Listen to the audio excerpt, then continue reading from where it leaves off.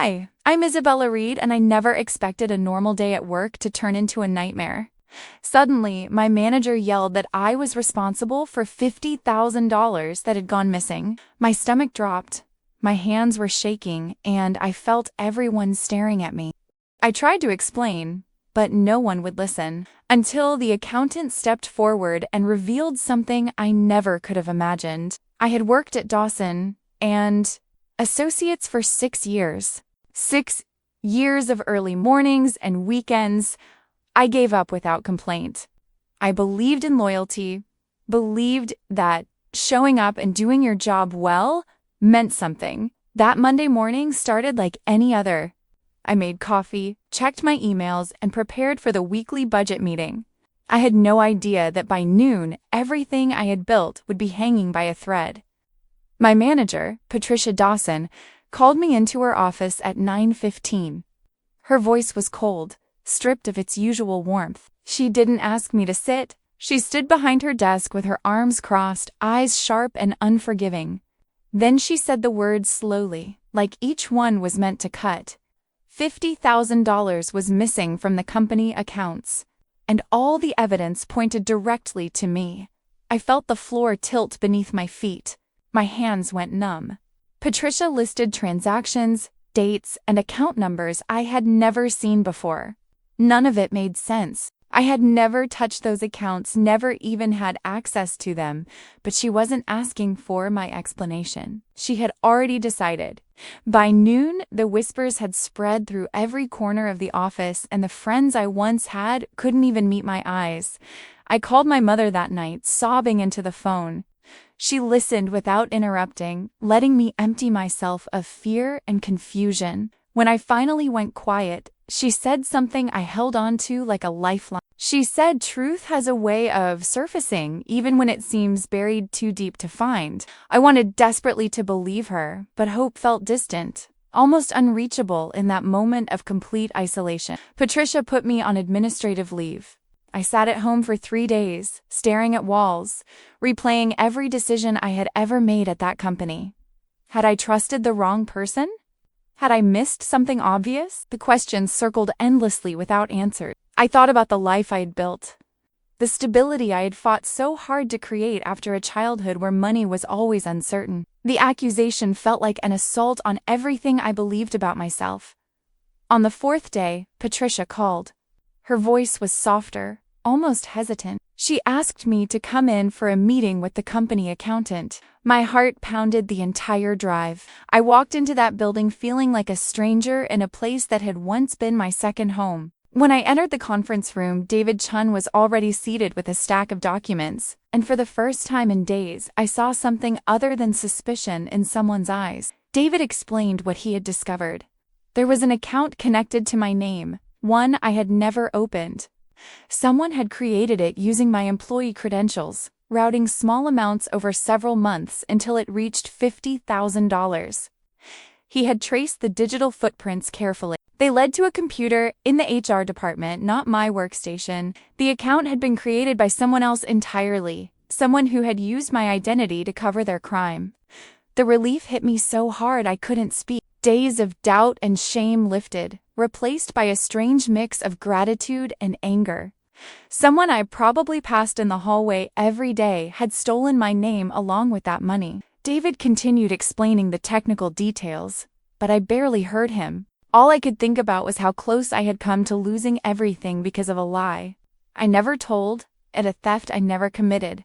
Patricia apologized formally, carefully, as if reading from a script. I could tell she meant it, but words couldn't undo the damage. My coworkers had already formed their opinions. Even if I was cleared officially, there would always be people who wondered. That's the cruelty of accusations. They leave marks even after the truth emerges. Invisible scars that never fully heal. I accepted her apology because holding on to bitterness would only hurt me more. David showed me the full investigation report. The fraudulent transfers had been small enough to avoid triggering automatic alert. Whoever did this had been patient and deliberate. The HR computer belonged to a woman named Rachel Myers, someone I had barely spoken to in all my years there. She was younger, maybe late 20s, and had joined about 2 years ago. I couldn't understand why she had targeted me specifically. David said sometimes these things weren't personal. Sometimes people just needed a name to hide behind, and mine had been convenient. Rachel had been struggling with debt for years, something she had hidden from everyone. When the pressure became unbearable, she made a desperate choice. She picked my credentials because I had been with the company long enough to seem trustworthy, long enough that no one would question transactions attached to my name. It was calculated and completely impersonal. I returned to work the following week. Patricia announced my innocence in a company-wide email, but it felt hollow. Some coworkers approached me with genuine apologies. Others avoided eye contact entirely, too embarrassed to face me. I understood both reactions. People don't like admitting they judge someone unfairly. It forces them to confront their own assumptions, and that discomfort lingers longer than any apology can soothe. My mother visited that weekend with homemade soup and her steady, quiet presence. We sat on my small balcony watching the sky shift colors. She didn't ask many questions. She just held my hand and let the silence. I realized how much I had missed her calm during those dark days. She reminded me without words that I had survived uncertainty before and would survive this too. David became an unexpected friend after everything settled. We started having lunch together, sharing stories about family and office frustration. He told me he had suspected something was wrong with the transactions long before anyone else noticed. He said my name never fit the pattern of someone committing fraud. When I asked what he meant, he smiled. Honest people leave different traces than dishonest ones, he said, even in numbers. Rachel was terminated quietly. I never saw her again. Part of me wanted to confront her, to ask why and whether she felt any remorse, but I knew that confrontation wouldn't give me the closure I need. Some questions don't have satisfying answers. Some people never offer the apologies we deserve. I had to find peace without her participation, and slowly, painfully, I learned how to do exactly that. Patricia promoted me 3 months later. She said it was long overdue. Maybe guilt influenced her decision, maybe not. I accepted it anyway because I had earned it through years of hard work, not through her regret. I decided to own my success without questioning its origin. Life had taught me that good things could emerge from painful places, and I was tired of doubting every fortune that came my way. David retired at the end of that year. At his small celebration, I thanked him publicly for believing in evidence when everyone else believed in assumption. He nodded quietly, the way he always did. Afterward, he handed me a card with his personal phone number. He said I could call any time, even just to talk about nothing important. I tucked that card into my wallet and kept it there like something precious. My relationship with work changed permanently. I still gave my best, but I stopped letting my job define my entire worth. I set boundaries I had ignored for years. I took weekends off, visited my mother more often, joined a book club with women who had nothing to do with my career. The crisis had broken something in me, but it had also cleared space for a fuller, more balanced life than I had ever allowed myself before. I still think about those terrible days sometimes. The fear, the shame, the loneliness of being doubted. But I also remember what I learned. I was stronger than I knew. Truth does surface, even when it takes longer than we hope. And the people who stand by you in darkness are the ones worth keeping close. Not everyone passed that test, but the ones who did became irreplaceable parts of my life. Looking back now, I see that experience as a turning point. It forced me to examine what truly mattered and what I had been sacrificing for approval that could vanish overnight. I stopped waiting for the world to recognize my value and started recognizing it myself. That shift was quiet, almost invisible to others, but inside me, it changed everything. And maybe that's exactly what I needed all along. 6 months after everything settled, I received a letter that changed the direction of my thoughts. It was from Rachel Myers. I recognized her name on the return address, and my stomach tightened immediately. I held that envelope for nearly an hour before finding the courage to open it. Part of me wanted to throw it away unread, but curiosity and something deeper, maybe a need for understanding, made me slide my finger beneath the seal. Her handwriting was small and careful. She didn't ask for forgiveness. She didn't make excuses. She simply explained what had led her to that desperate decision. Debt from medical bills after her mother's illness, A second job that still wasn't enough. The slow, suffocating panic of watching everything slip away. She wrote that choosing my name had been random, a terrible coincidence that haunted her every night since. I read those words 3 times, searching for something I couldn't name. I didn't respond immediately. I let the letter sit on my kitchen counter for 2 weeks, reading it occasionally when the questions grew too loud. My mother asked about it during one of her visits. I handed it to her without explanation. She read it slowly, then set it down and looked at me with eyes that held no judgment. She asked what I wanted to do with this information, and I admitted I had no idea. David called me that same week just to check in like he often did since retiring. I told him about Rachel's letter. He listened quietly, then asked if it changed anything for me. I said I wasn't sure. Understanding someone's desperation didn't erase the damage they caused, but it did make them human in a way that pure anger never allowed. He agreed, adding that forgiveness was never about the other person anyway. It was about freeing yourself from carrying their weight. I thought about his words for days. Forgiveness had always felt like something earned, something the guilty party had to work toward. But David suggested it was a gift I could give myself regardless of whether Rachel deserved it. That idea unsettled me at first. It seemed too easy, too generous towards someone who had nearly destroyed my reputation. Yet the more I considered it, the more I realized that my resentment was only hurting one person, and that person was me. I wrote back to Rachel on a quiet Sunday afternoon. My letter was short. I told her I understood desperation, though I had never let it drive me to harm someone else. I told her that her choices had consequences I was still living with. But I also told her I hoped she would find a way to rebuild her life without repeating those mistakes. I didn't offer forgiveness directly. I simply offered the truth of where I stood, which felt more honest than any absolution I could manage. She never responded, and I realized I didn't need her to. Writing that letter had been for me, not for her. It closed a door I hadn't known was still open.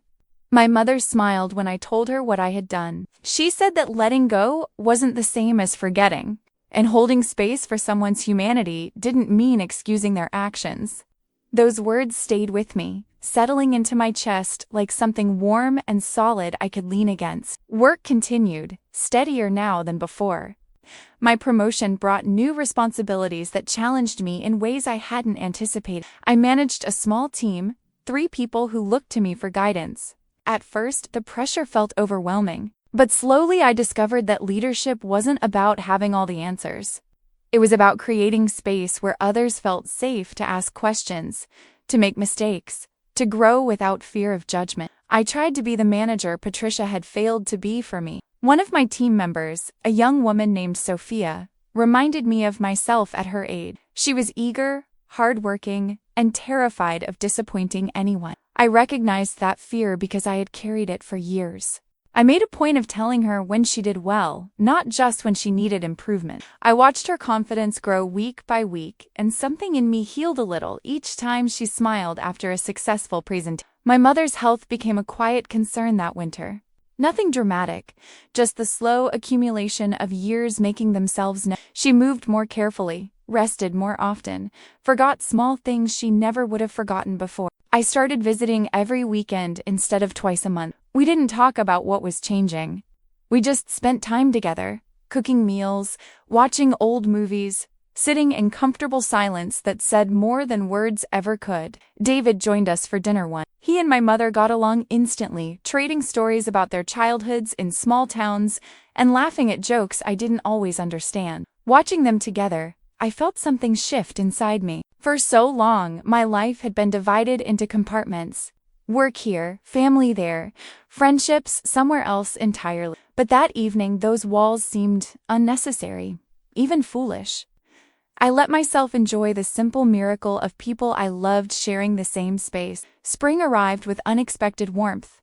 I started walking in the mornings before work, something I had never made time for before. Those quiet hours became precious to me.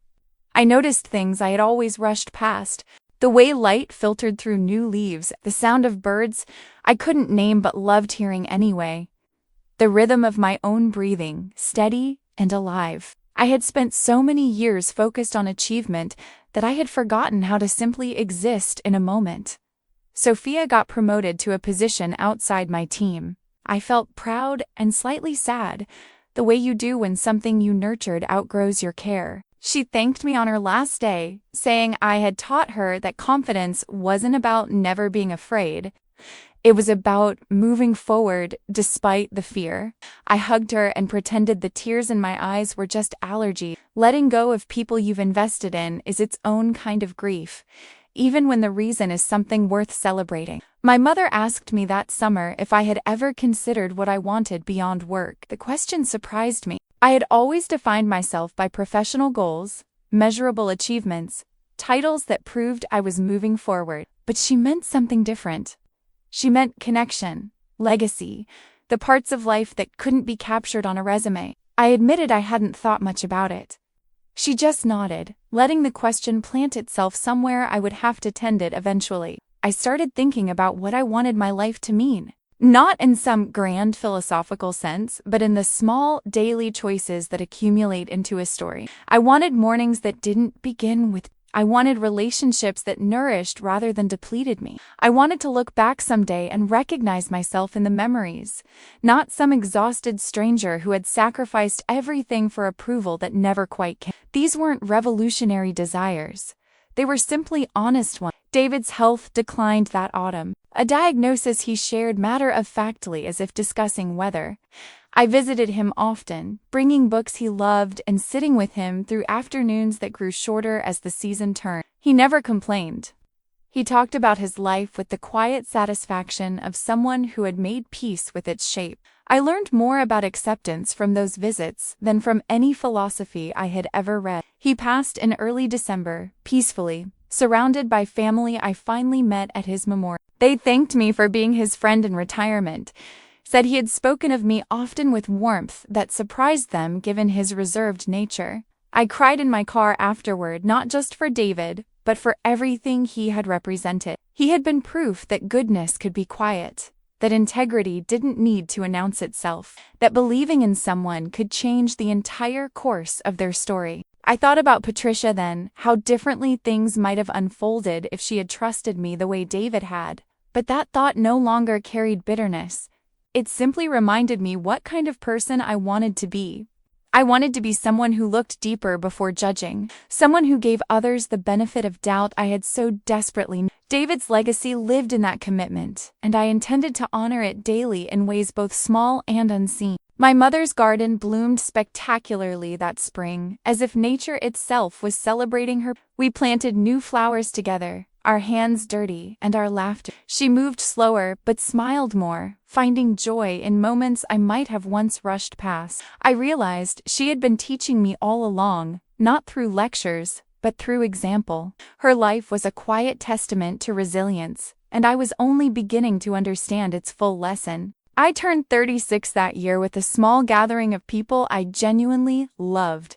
No co-workers performing obligation, just my mother, Sophia, who had become a true friend, and a few others who had proven their presence through difficult seasons. The celebration was simple, unhurried, filled with the kind of laughter that doesn't need an audience. I made a wish when I blew out the candles. Not for success or recognition, but for more moments exactly like this one, ordinary and perfect, and completely mine.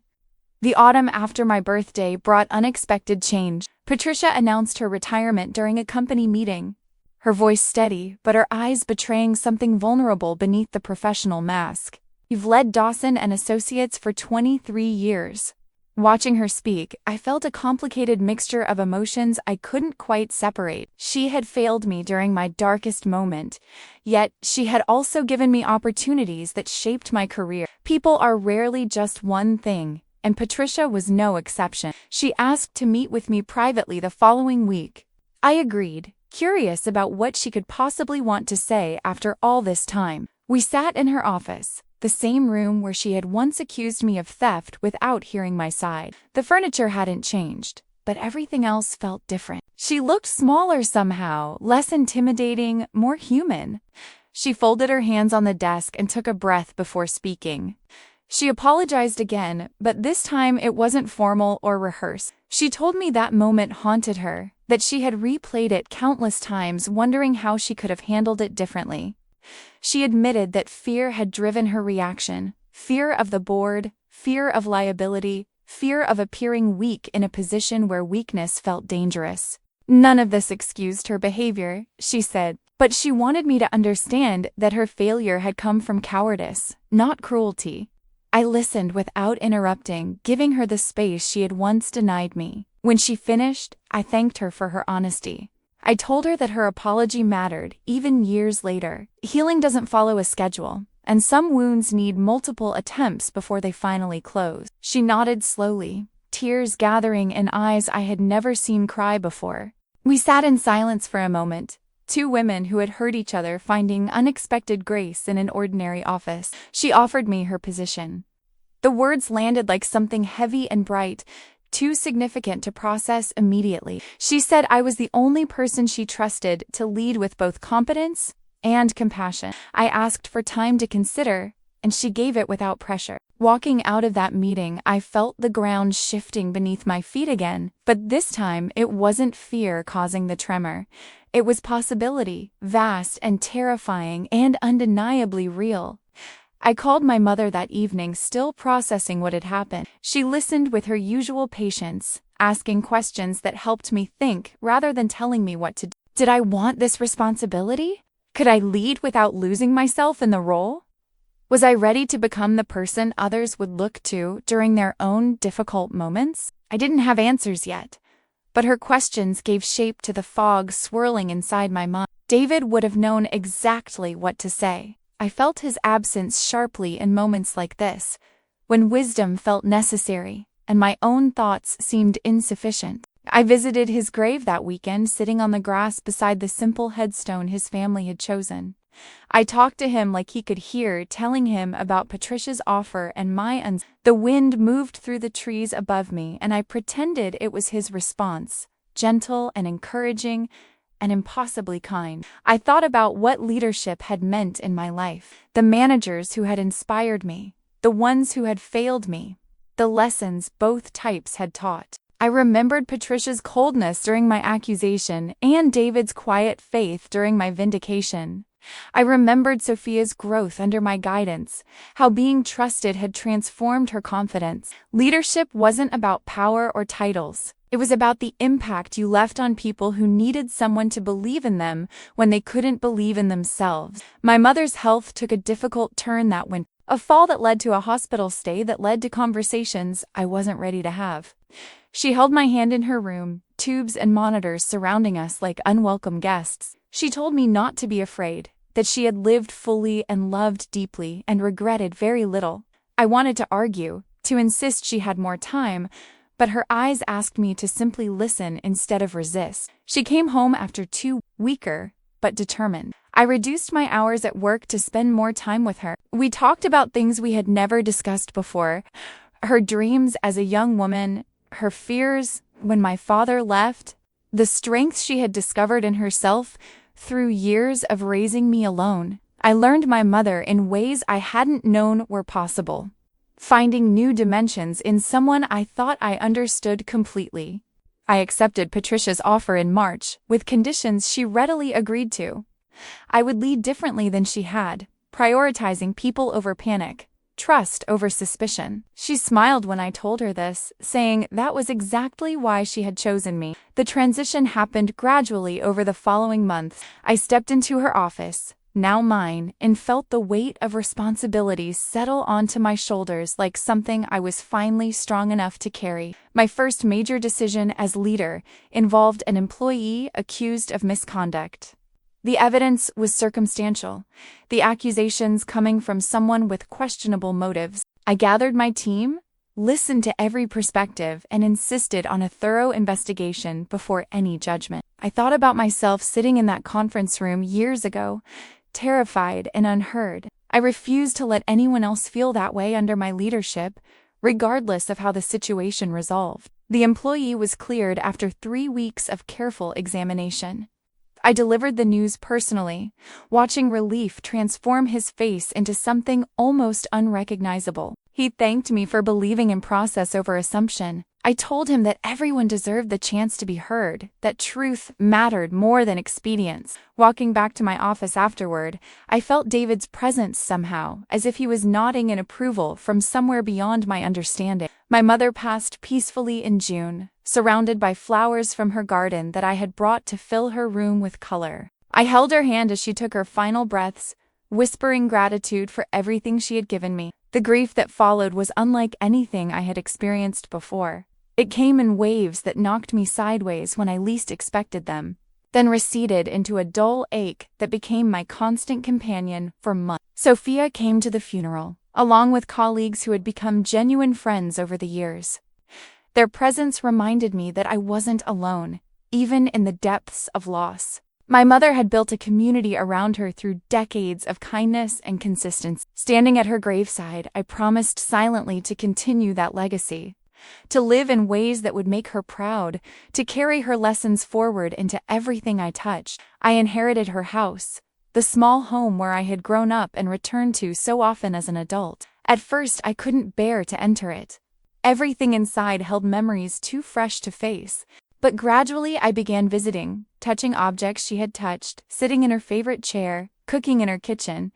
The grief transformed slowly into something else, a tender gratitude for having been loved so completely by someone so remarkable. I kept the house, but didn't move into it immediately. Instead, I spent weekends there, creating new memories alongside the old ones. I planted flowers in her garden, different varieties that bloomed in seasons she never got to see. I invited friends for dinners that filled rooms with laughter she would have loved. The house became a living tribute rather than a museum, honoring her memory through continued life rather than preserved stillness.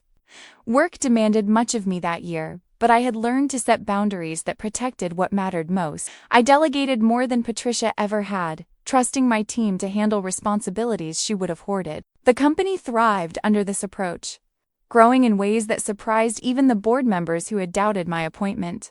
I discovered that letting go of control often produced better results than gripping it tightly ever could. On the anniversary of my mother's death, I visited both her grave and David. I brought flowers to each, sitting between them in the quiet cemetery, feeling held by their memory. I told them about the year that had passed, the challenges and victories and ordinary moments that comprised a life still unfolding. I thanked them for shaping me into someone capable of navigating difficulty without losing tenderness. Their influence lived on through every decision I made. I turned 37, understanding something I couldn't have grasped at 25. Life wasn't about avoiding pain or achieving security that nothing could threaten. It was about building resilience that allowed you to bend without breaking, to grieve without disappearing, to lead without losing your humanity.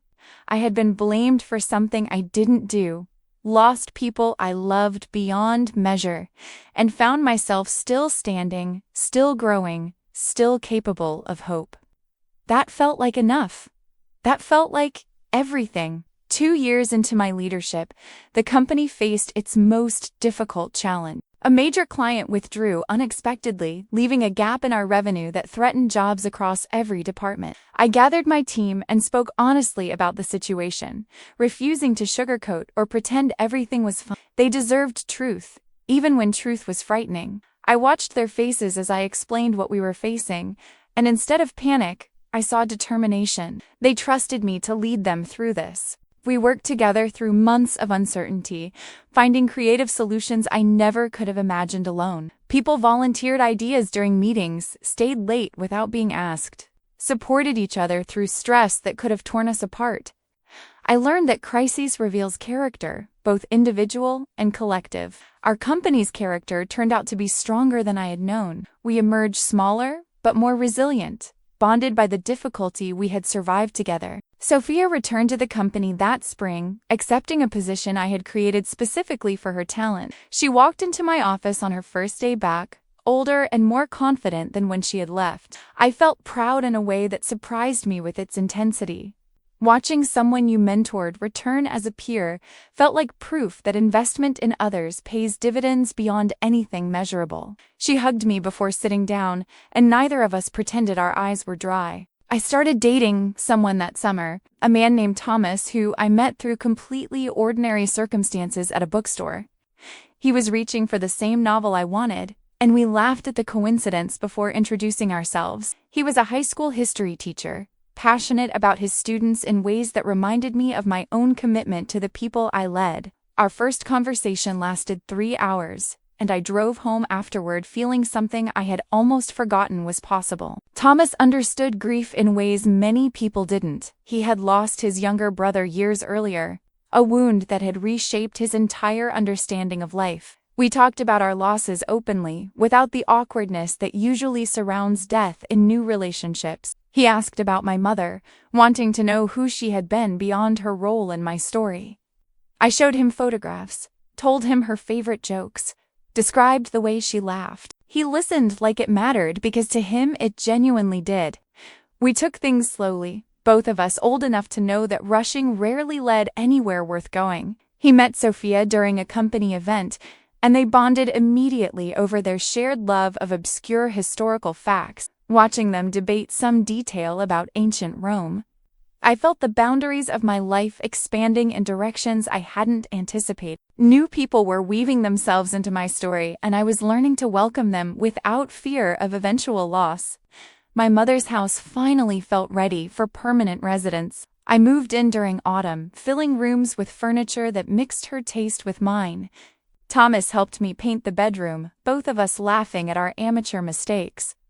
The house absorbed these new memories alongside the old ones, becoming something neither museum nor replacement, but continuation. I slept that first night in my childhood home as an adult owner, feeling her presence in every familiar creak and shadow. I found a box of letters in the attic that winter, correspondence my mother had kept for decades, letters from her own mother, from friends who had moved away, from my father before their marriage fell apart. I read them slowly over several weeks, discovering dimensions of her life I had never known. She had been so much more than my mother. She had been a woman with dreams and disappointments, and a resilience that explained so much about who I had become. One letter stopped me completely. It was from her, written to me but never sent, dated just weeks before her death. She wrote about her hopes for my future, her confidence in my strength, her gratitude for the daughter I had become. She apologized for times she had failed me, moments I barely remembered, but she had carried with guilt for years. I cried reading it, then laughed at her familiar humor, then cried again. That letter became my most treasured possession. Thomas proposed on a quiet evening in my mother's garden. No elaborate gestures, no audience, just the two of us surrounded by flowers I had planted in her memory. He said he wanted to build a life with me, to face whatever came together, rather than alone. I said yes without hesitation, feeling certainty I had rarely experienced about anything. We held each other as the sun set, and I swear I felt my mother's approval warming the air around us. Sophia agreed to be my maid of honor, a request that made her cry in the middle of our office. Planning the wedding became a collaborative project that brought unexpected joy during ordinary workdays. We debated flowers and venues and music, laughing at our own indecision. I had never imagined myself as someone who cared about wedding details, but the process of creating this celebration felt meaningful in ways I couldn't fully articulate. We married in spring, in my mother's garden, with only 30 guests. Thomas's family welcomed me immediately, his parents treating me like a daughter they had been waiting to meet. The ceremony was simple and sincere, our vows written personally and delivered with voices that trembled with emotion. When he kissed me, I heard cheering, but also something quieter beneath it. A sense of rightness that settled into my bones and stayed there. I thought about the journey that had led me to this moment, the accusation that had nearly destroyed me, the vindication that had restored my reputation but not my innocence, about how quickly trust could vanish, the losses that had cracked me open, and the love that had slowly filled those cracks with gold. Standing beside Thomas as his wife, I understood that pain and joy were not opposites but companions, each giving meaning to the other. The company continued growing under my leadership, reaching heights Patricia had never achieved. I accepted an award that year for ethical business practices, standing on a stage and thanking people who had shaped my understanding of integrity. I mentioned David by name, describing how his quiet faith had changed everything for me. Somewhere in the audience, his daughter wiped tears from her eyes. Honoring him publicly felt like a debt finally repaid, though I knew he would have dismissed such sentiment with his characteristic humility. Thomas and I discussed children carefully, weighing our desires against practical realities. We decided to try, understanding that outcomes weren't guaranteed and that family could take many forms. The conversations brought us closer, revealing fears and hopes we hadn't fully shared before. I learned that vulnerability within marriage created intimacy that surface happiness never could. Letting him see my uncertainty made space for him to show me his own. I became pregnant that autumn, a surprise that arrived faster than we had expected. The news transformed ordinary moments into something luminous with possibility. I touched my stomach constantly, marveling at the life growing invisibly inside me. Thomas talked to my belly at night, telling stories and jokes that made me laugh, even as I cried at the tenderness of it. We were becoming parents, stepping into roles that would reshape everything we thought we knew. Sophia threw me a baby shower that was characteristically thoughtful and slightly chaotic. Colleagues and friends gathered in my mother's garden, bringing gifts and advice and stories about their own parenting. I felt surrounded by community I had built slowly over years of showing up and staying present. These people weren't obligations or networking connections.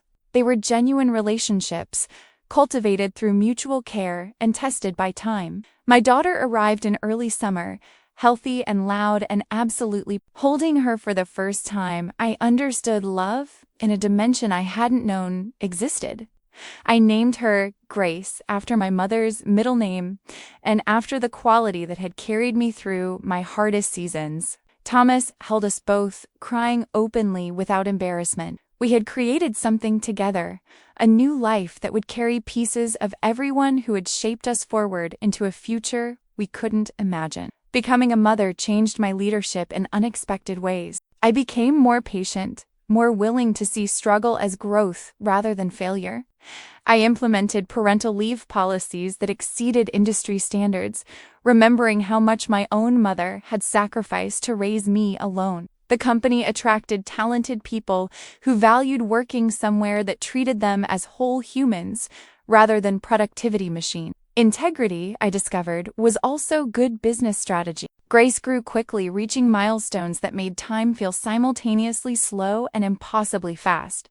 Her first smile, her first word, her first steps across my mother's living room floor. I documented everything obsessively, wanting her to someday understand the fullness of love that surrounded her earliest days. I told her stories about her grandmother, about David, about all the people whose influence lived on through the choices I made. She was inheriting not just genetics but legacy, a chain of love stretching back further than memory could. Grace turned 5 on a morning filled with sunlight and the smell of pancakes Thomas insisted on making himself.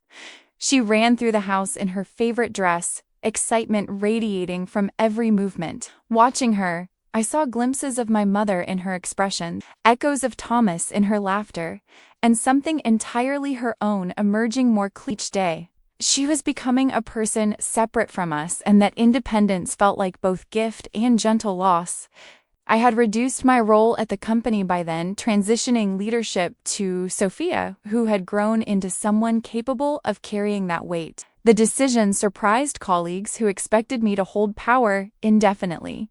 But I had learned that knowing when to step back was its own form of strength. Sophia led with her own style, different from mine but equally effective. Watching her succeed felt like the final proof that my legacy would outlast my direct involvement. Thomas and I took Grace to visit my mother's grave on her birthday, a tradition we had started when she was too young to understand. Now she placed flowers carefully on the headstone, asking questions about the grandmother she would never meet. I told her stories, the same ones I had been telling since she was born, but she heard them differently each year as her understanding deepened. Memory, I realized, was something we actively built rather than passively received. We visited David's grave too, because their stories were connected in ways Grace was beginning to comprehend. I explained how he had believed in me when others hadn't, how that belief had changed everything. She listened with the serious attention children give to things they sense are important. She asked if she would ever have someone believe in her like that.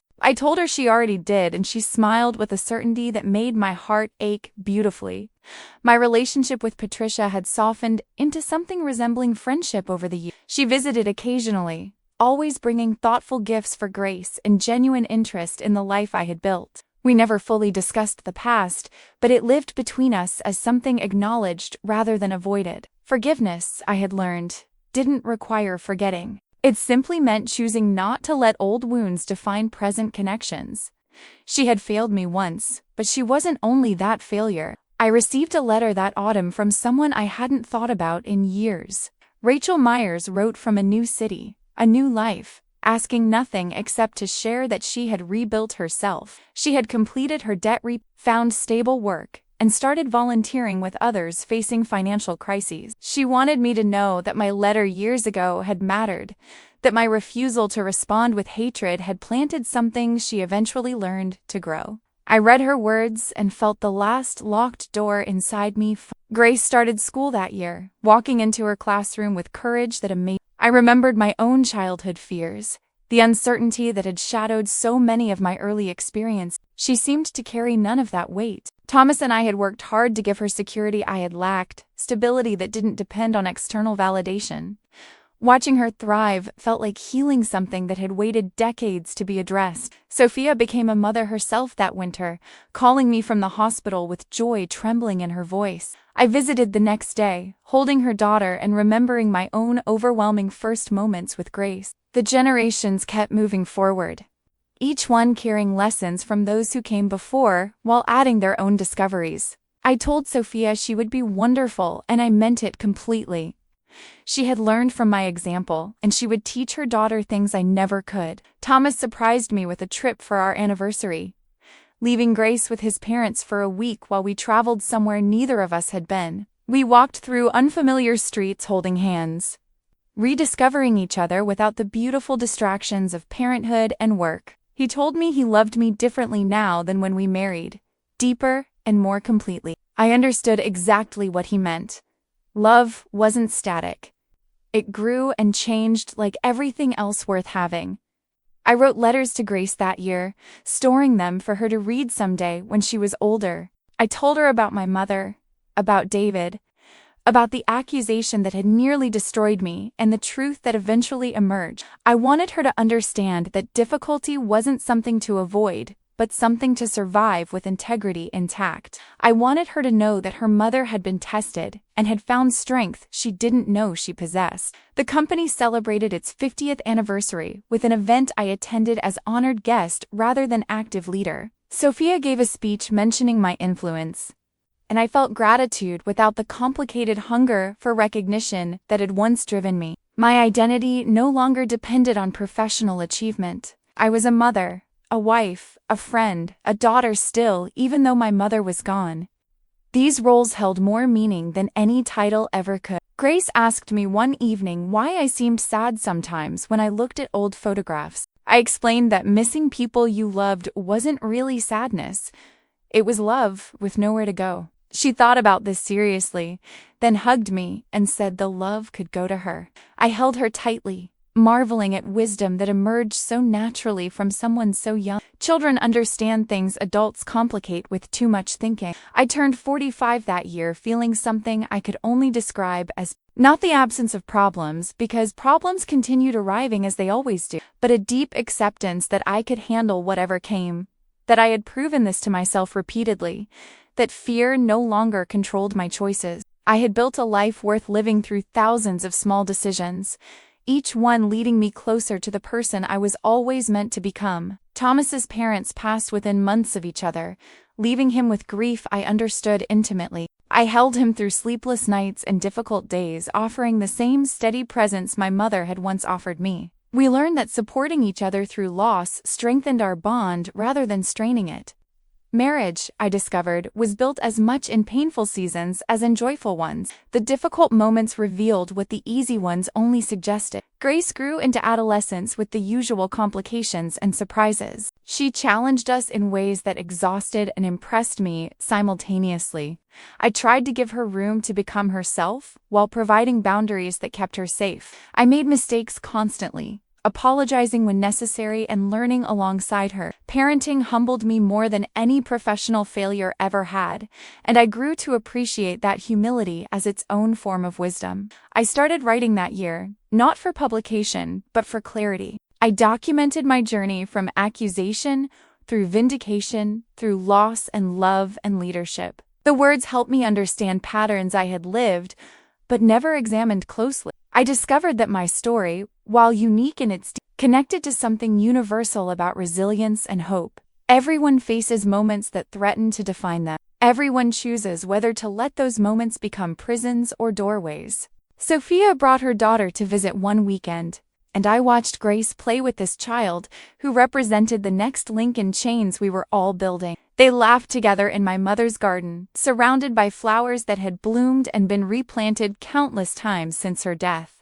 Life continued asserting itself despite every loss, beauty emerging persistently from soil that held both grief and gratitude in equal measure. I found myself talking to my mother more often as I ate, not with expectation of response, but with need for connection that death couldn't entirely sever.